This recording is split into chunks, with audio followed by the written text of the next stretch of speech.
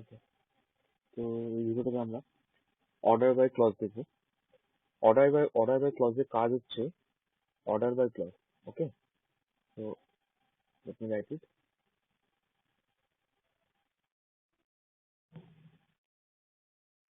Order by ক্লজের কাজ হচ্ছে টেবিলকে সর্ট করা। ঠিক আছে, অর্ডার বাই ক্লজের কাজ হচ্ছে টেবিলকে সর্ট করা।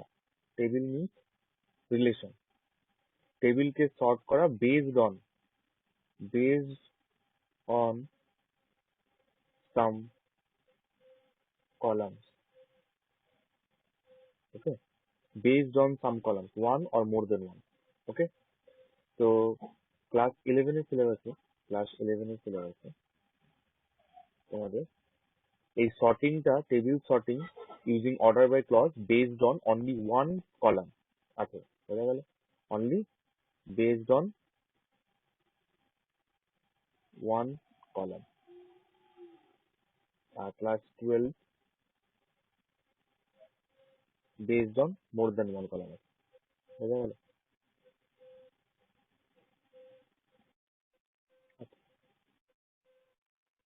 তো এবার বেসিক সিনট্যাক্সটা দেখে নিই। বেসিক সিনট্যাক্সটা হচ্ছে এখানে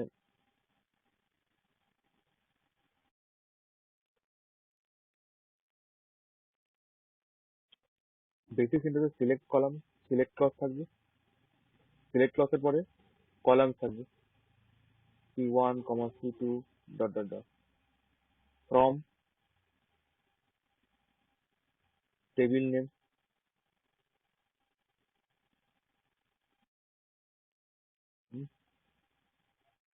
তারপরে হোয়ার ক্লজ থাকতে পারে।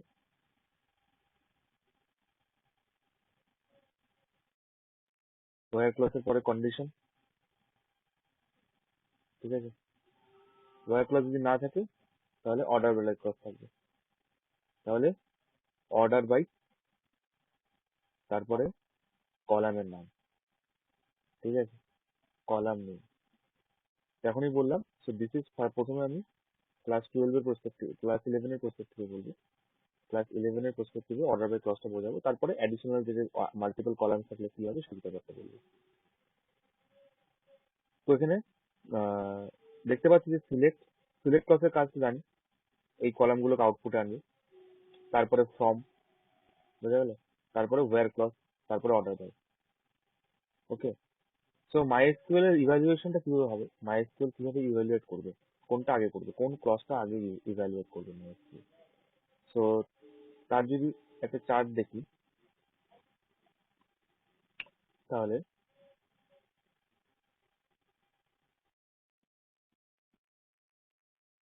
মাইএসকিউএল এখানে দেখতে পাচ্ছ। মাইএসকিউএল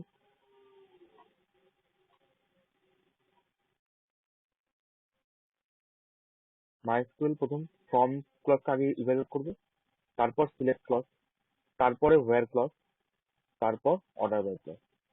ওকে, প্রথমে ফ্রম, তারপরে সিলেক্ট, তারপরে যদি হোয়ার ক্লজ থাকে হোয়ার ক্লজ, আর হোয়ার ক্লজ যদি না থাকে তাহলে অর্ডার বাই ক্লজ। তাহলে মাইএসকিউএল এরকম ভাবে ইভ্যালুয়েশনটা করে। প্রথমে ফর্ম কলাম থেকে দেখবে কোন টেবিলটা আছে, তো সেই টেবিলটাকে খুঁজে বার করবে যে কোন টেবিলের কথা বলা আছে। তারপরে সিলেক্ট কলামের মধ্যে যে যে কলামগুলো দেওয়া আছে বা যেই আমরা এক্সপ্রেশন গুলো দিয়েছি, এক্সপ্রেশন দিন যেখানে আমরা কলামের সাথে কোনো রকম কোনো রকম অ্যারিথমেটিক অপারেশন করছি, অথবা তো সেগুলোকে এক্সপ্রেশন বলছি। তো প্রথমে টেবিলটা খুঁজে বার করবে যে ফর্মের আন্ডারে কোন টেবিলটা আছে। তারপরে সিলেক্ট ক্লসের মধ্যে যে যে কলাম গুলো বা এক্সপ্রেশন গুলো আছে সেগুলোর ইভ্যালুয়েশন করবে ফ্রম দ্যাট টেবিল। তারপরে হোয়ার কন্ডিশন থাকলে, হোয়ার ক্লজ যদি থাকে তার মানে কন্ডিশন থাকবে। এবার তার মানে পুরো যে টেবিলটা সেটা আউটপুটে আসবে না, তার মানে সেই কন্ডিশন গুলো অ্যাপ্লাই করা হবে প্রত্যেকটা টুপলের উপর বা রো এর উপরে অ্যাপ্লাই করে ফিল্টার করা হবে যে কোন কোন কোন রো এর জন্য সেই কন্ডিশনটা ট্রু। এবং তার জন্য সিলেক্ট ক্লসে যেই কলাম বা এক্সপ্রেশন গুলো আছে সেগুলো ইভ্যালুয়েশন হবে। এবার তারপরে অর্ডার বাই ক্লজ অ্যাপ্লাই হবে। অর্ডার বাই ক্লজে একটা কলাম থাকবে, ইনিশিয়ালি ধরে নিচ্ছি একটা কলাম আছে, তাহলে সেই কলামের উপরে সর্টিংটা হবে। তো এবার এটার মানে কি বলছি, তাই তো? সেই কলামের উপর সর্টিংটা হবে, এর মানেটা কি? এই সেই কলামের উপর সর্টিংটা হবে, এর মানেটা কি? এটা খুব ইম্পর্টেন্ট বোঝা। তো একটা এক্সাম্পল দিচ্ছি।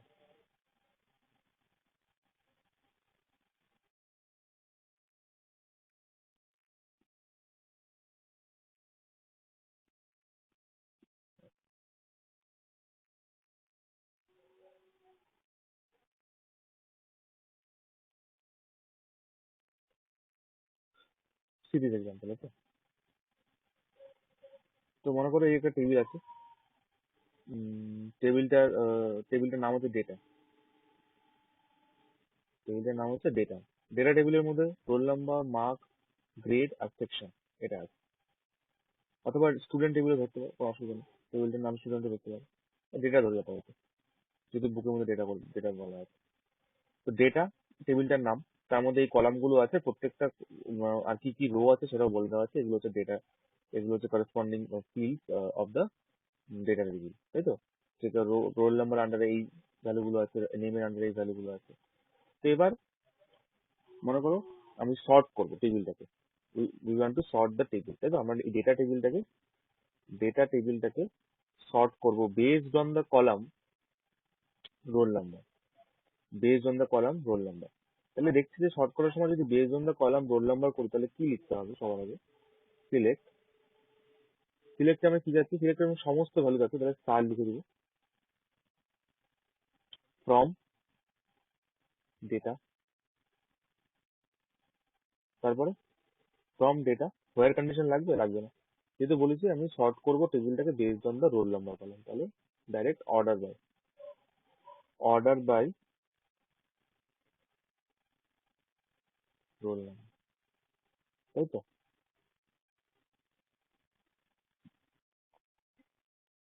রোল নাম্বার একসাথে আছে, রোল নাম্বার সেমিকোলন। তো এটাতে কি হলো, আউটপুটে কি হবে? আউটপুটে এই সেম আউটসাইডে, এই যে এখানে যেভাবে আউট টেবিলটা আছে সেটাই আউটপুট হবে। বিকজ এখানে যদি ভালো মতন দেখো, আহ, প্রথমে 101, 102, 103, 4, 5, 6, 7, 8, 9, 11, 12, 13, 14, 17, 18। তো এটা পুরোটা শর্ট অর্ডারে আছে, শর্টেড আছে। কোন অর্ডারে শর্টেড? অ্যাসেন্ডিং অর্ডারে। তো অর্ডার বাই ক্লসের মধ্যে কি, অর্ডার বাই ক্লসের মধ্যে আমরা যখন কলাম নেমটা লিখি, কলাম নেম লেখার পরে স্পেস দিয়ে, কলাম নেম লেখার পরে স্পেস দিয়ে আমরা অর্ডারটা মেনশন করতে পারি যে কোন অর্ডারে শর্টিংটা করবো। তো যদি কোনো শর্টিং অর্ডার মেনশন না করা থাকে, যেমন এখানে কোনো অর্ডার মেনশন করিনি, তাই তো? অ্যাসেন্ডিং বা ডিসেন্ডিং কোনো অর্ডার মেনশন করিনি, তাহলে বাই ডিফল্ট অ্যাসেন্ডিং অর্ডারে শর্টিংটা হবে। তাহলে আমরা আউটপুটে এটাই দেখতে পাবো, এই টেবিলটাই দেখতে পাবো। বিকজ অ্যাকচুয়ালি টেবিলটার মধ্যে ডেটাগুলো এমন ভাবে রাখা আছে যে রোল নাম্বার ওয়াইজ সর্ট করা, তাই তো? যখন ডেটাগুলো পুট করা হয়েছে ইনসার্ট স্টেটমেন্ট দিয়ে, তখন কিন্তু ডেটাগুলো সর্টেড অর্ডারেই পুট করা আছে। প্রথমে 101, তারপরে 102, তো অটোমেটিক্যালি ভেতরে যে ডেটাগুলো স্টোর করা আছে সেটা সর্টেড অর্ডারে আছে based on the roll number column. তো আউটপুটে আমি সেম জিনিস দেখতে পাবো। তো এবার মনে করো রোল নাম্বার কলামের উপর সর্টিংটা না করে আমরা সর্টিংটা করবো লেটস সে মার্কস এর উপরে, যে কে ডিসেন্ডিং অর্ডারে, যে সবচেয়ে আম, বেশি মার্কস কে পেয়েছে, তারপরে তার চেয়ে কম মার্কস কে পেয়েছে, এরকম করে ডিসেন্ডিং অর্ডারে আমরা সর্টিংটা করবো। তাহলে কি লিখতে হবে এখানে? তাহলে select star from data, order by marks, তাই তো? এবার মার্কস এর পরে যদি আমার অ্যাসেন্ডিং অর্ডারে করতে হয় তাহলে কিছু লিখবো না, আর যদি ডিসেন্ডিং অর্ডারে করতে হয় তাহলে কি লিখবো? DESC, ঠিক আছে? এটা সিনট্যাক্স। প্রথমে কলাম নেম, তারপরে আইদার ASC অথবা DESC, বোঝা গেল? ASC অথবা ডিএসসি, ASC লিখলে অ্যাসেন্ডিং অর্ডারে সঠিক হবে, DESC লিখলে ডিসেন্ডিং অর্ডারে সঠিক হবে। আর যদি কিছু না লিখি তাহলে বাই ডিফল্ট অ্যাসেন্ডিং অর্ডারে সঠিক হবে, বোঝা গেল? সেমিকোলন। তো এটার যে আউটপুটটা আসবে, তো বেসড অন টেবিলটা সর্ট হবে based on the column marks. তার মানেটা কি? তার মানে কি যে শুধু মার্কস কলামটা সর্ট হবে, বাকি সবগুলো কলামের মধ্যে ভ্যালু সেম থাকবে? তা না। তো এটার মিনিংটা বুঝতে হবে যে বেসড অন দ্য কলাম সর্টিংটা হচ্ছে। তার মানে এবার যখন মার্কস কলামে দেখি, মার্কস কলামে আউটপুটে কি আসবে? মার্কস কলামে কোন ভ্যালুটা সবচেয়ে বড়? এখানে এখানে দ্য হাইয়েস্ট ভ্যালু ইজ 97.20, 97.20 সবার আগে আসবে। তার মানে কি শুধু 97.20টা আসবে না, যেহেতু শর্টিংটা হচ্ছে মার্কস কলামের উপর বেস করে, তাই মনে হতে পারে যে শুধু এটা এই কলামটা শর্ট হবে। আউটপুটে শুধু এই কলামটা শর্ট হবে, তার মানে 97 আগে যাবে, তারপরে 91 আসবে, তারপরে এরকম করে চলতে থাকবে, তাই তো? 97 আগে আসবে, তারপরে 91 আসবে, তারপরে 81 আসবে, এরকম করে চলবে। 97, 93, 91, 81 এরকম করে ডিসেন্ডিং অর্ডারে সর্টিংটা হবে। আর বাকি যেগুলো বাকি কলাম গুলো সেম থাকবে। অ্যাকচুয়ালি কিন্তু তা না। অ্যাকচুয়ালি যখন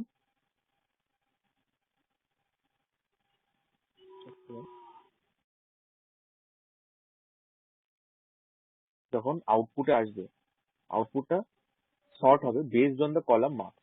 তার মানে যখন 97টা সিলেক্ট হলো, তাই তো 97টা সিলেক্ট হলো, যেটা ম্যাক্সিমাম ভ্যালু ডিসেন্ডিং অর্ডারে সর্ট হচ্ছে, তার মানে সবচেয়ে বড় ভ্যালুটা মার্কস কলামে আছে 97.20। 97.20টা সবার আগে যাবে। তো শুধু 97.20 না, করসপন্ডিং কলাম রোটা, এই গোটা রোটা সিলেক্ট হয়ে যাবে আগে যাওয়ার জন্য। বুঝা গেল? এবার এই গোটা রোটার থেকে কোন ভ্যালু গুলো আউটপুটে শো হবে? সমস্ত ভ্যালুগুলো, বিকজ আমরা স্টার লিখেছি তাই। যদি এখানে আমি লিখতাম স্টারের বদলে রোল নাম্বার কমা মার্কস, তাহলে শুধু রোল নাম্বার আর মার্কসটা এই রো থেকে সবার আগে যেত। যদি লিখতাম রোল নাম্বার কমা মার্কস কমা সেকশন, তাহলে শুধু রোল নাম্বার, মার্কস আর সেকশনটা এই রো এর থেকে সবার আগে যেত আউটপুটে, তাই তো? তাহলে আউটপুটে কি দেখতে পাবো? সবার ফার্স্ট কলামে থাকবে হচ্ছে 108, তারপরে বাকি যা ভ্যালু হচ্ছে, তাই তো? করসপন্ডিং এই গোটা ভ্যালুটা নিরা 97.20 a প্লাস বি, এই রোটা সবার আগে চলে যাবে। এবার এর পরের ভ্যালুটা কি? এর পরের ভ্যালুটা হচ্ছে 93। তো তার পরের কলাম আউটপুটে কি আসবে? 108 এর পরে 113, ঠিক আছে, গুরুনাথ 93.50 a প্লাস বি, এই রোটা সবার তারপরে আসবে। সিমিলারলি তারপরে আসবে 91.60, তার করসপন্ডিং রোটা কি? 106, 106, তাই তো? তার নামটা, তার ভ্যালুটা, মার্কসটা কত, গ্রেডটা কত, সেকশনটা কত, তো এই রোটা আউটপুটে আসবে। বোঝা গেল? সিমিলারলি এরপরে আসবে 81, তার মানে 103, তারপরে তার নামটা সিমরান, তারপর 90, এখানে সিমরান, এখানে 91.20, এখানে এ, এখানে বি। তো এই হচ্ছে আউটপুটটা, এরকম করে আসবে। তো এখানে দেখতে পাবো যখন আউটপুটটা যখন আসবে, তখন দেখা যাবে যে মার্কস কলামটা কিন্তু সর্টেড আছে। বাকি কলামগুলো সর্টেড থাকতেও পারে, নাও থাকতে পারে, বাট মার্কস কলামটা সর্টেড। কিন্তু গোটা টেবিলটা কি কোন, শুধু মার্কস কলামটা সর্ট হলো না, মার্কস কলামে যেই ভ্যালুটা আগে আসার কথা ছিল সেই ভ্যালুটা করসপন্ডিং গোটা রোটা আগে চলে এসেছে। তো এই জন্য বলা হচ্ছে অর্ডার বাই কলাম কাজ হচ্ছে টেবিলকে সর্ট করা based on the column that is given in the order by clause. বোঝা গেল?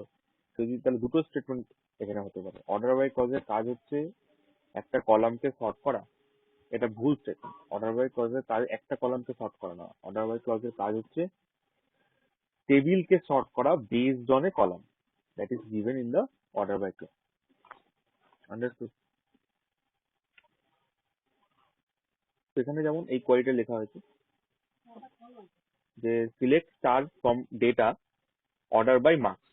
তো এই কোয়ারিটা লেখা হয়েছে সিলেক্ট স্টার ফ্রম ডেটা, তার মানে কি সিলেক্ট স্টার বলতে সমস্ত ডেটাগুলোকে আউটপুটে যাচ্ছে ফ্রম ডেটা টেবিল, তার মানে এই উপরের টেবিলটার থেকে। অর্ডার বাই মার্কস, কোনো অ্যাসেন্ডিং বা ডিসেন্ডিং লেখা হয়নি, তার মানে এখানে অ্যাসেন্ডিং অর্ডারে সর্টিংটা হবে, অ্যাসেন্ডিং অর্ডারে সর্টিংটা হবে। তো এবার আউটপুট দেখতে পাচ্ছি মার্কস এর সবচেয়ে ছোট মার্কস যেটা, সেটা সবার আগে এসছে, তাই তো? এখানে 32 সবচেয়ে ছোট ছিল, তো 32 সবার আগে এসছে। তারপর 32.50, তারপরে 51.60, তাই তো? 57.20, 59.20, এই দেখো সর্টিংটা এই অর্ডার এইভাবে হচ্ছে, কিছু লেখা নেই তাই, অ্যাসেন্ডিং অর্ডারে। কিন্তু বাকি কলাম গুলোও কিন্তু চেঞ্জ হয়েছে, বিকজ 32 এর করসপন্ডিং ভ্যালুটাও কিন্তু সবার আগে আসছে। 32 কি ছিল? 117, ঠিক আছে? দেখে নিই একটু উপরে যে 32 এর করসপন্ডিং কি ছিল।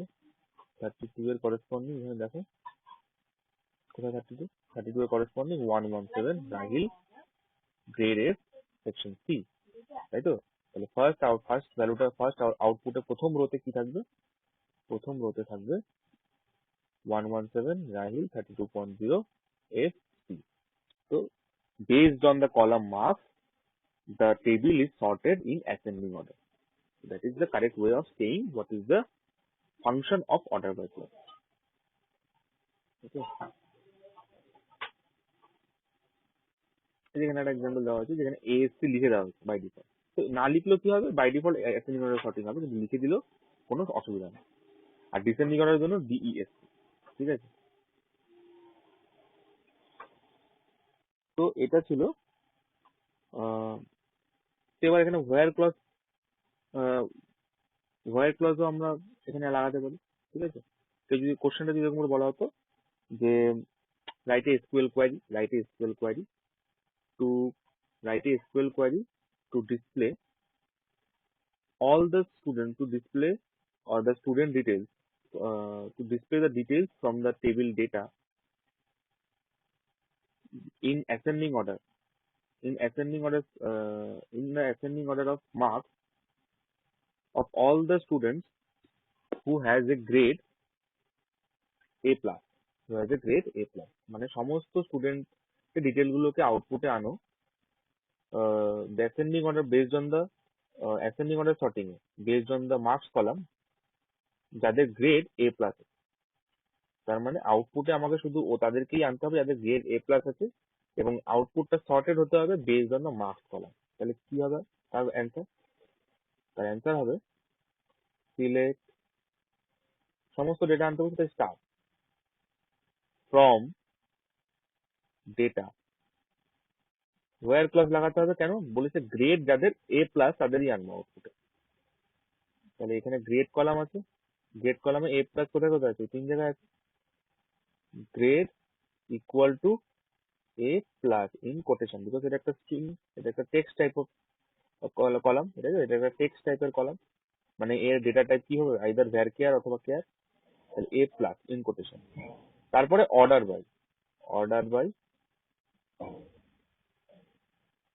Marks, order by marks, understood?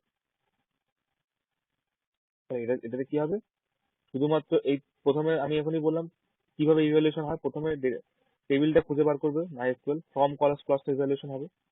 তারপরে কি হবে, তারপরে সিলেক্ট ক্লসের ইভ্যালুয়েশন হবে, তাই তো? সিলেক্ট ক্লসের ইভ্যালুয়েশন হবে, তার মানে সিলেক্ট ক্লসের সমস্ত পুরো যে সবগুলো সিলেক্ট হয়ে গেল। তারপরে ওয়্যার ক্লসের ইভ্যালুয়েশন হবে, সিলেক্টেড থেকে ফিল্টার হবে, ফিল্টারিং এ কি আসবে, শুধুমাত্র এই তিনটে কলাম সিলেক্ট হবে, বিকজ এই তিনটে কলামে grade A plus. Order by marks হবে, তারপর অর্ডার বাই ক্লসটা অ্যাপ্লাই হবে। অর্ডার বাই ক্লসটা অ্যাপ্লাই হওয়ার পরে দেখা হবে যে এখানে সবচেয়ে, যেহেতু কিছু লেখা নেই তাই অ্যাসেন্ডিং অর্ডার, তাই তো? তাহলে অ্যাসেন্ডিং অর্ডার তার মানে কি, সবচেয়ে ছোট ভ্যালুটা আগে যাবে, তার মানে এটা সবার আগে আসবে আউটপুটে, তাই তো?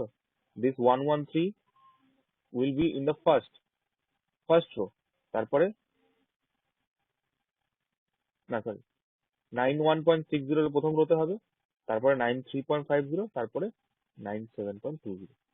তার মানে অর্ডারটা সেমই থাকবে, বিকজ অ্যাকচুয়ালি এখানে অলরেডি শর্টেড। তার মানে এই অর্ডারই আউটপুটটা আসবে, এতটুকু হবে তোমার আউটপুট, এতটুকু হবে আউটপুট। তো এরকম করে হোয়াইট ক্লসের সাথে আমরা অর্ডার বাই ক্লস একসাথে অ্যাপ্লাই করতে পারি। তো এতটুকু ছিল ক্লাস 11 পারপাসের জন্য। এবার এর পরে যতটুকু বলবো multiple column, sorting based on multiple column, সেটা ক্লাস 12 পারপাসের জন্য।